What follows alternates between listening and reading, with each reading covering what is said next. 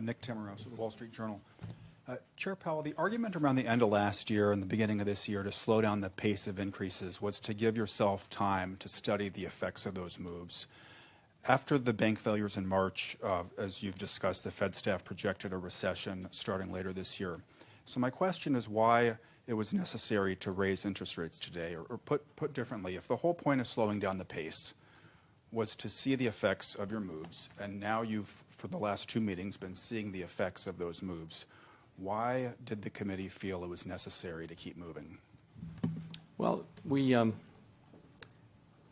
reason is that we, again, with our monetary policy, we're trying to reach and then stay at for an extended period, a level of policy stance that's sufficiently restrictive to bring inflation down to 2% over time. And, that's what we're trying to do with our tool. I think slowing down was the right move. I think it's enabled us to see more data, and it will continue to do so.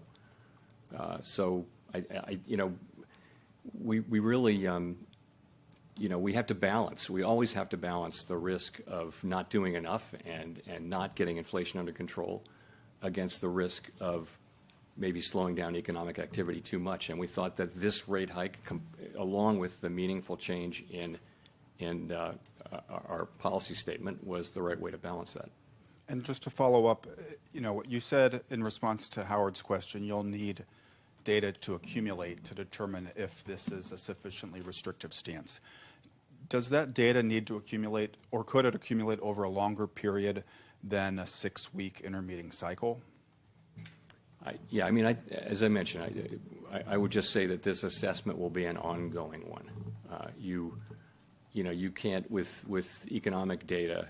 You can't.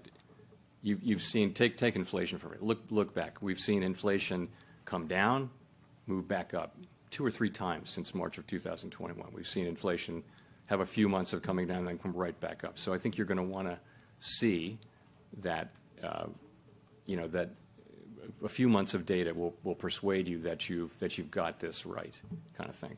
And we have the luxury. We've raised 500 basis points.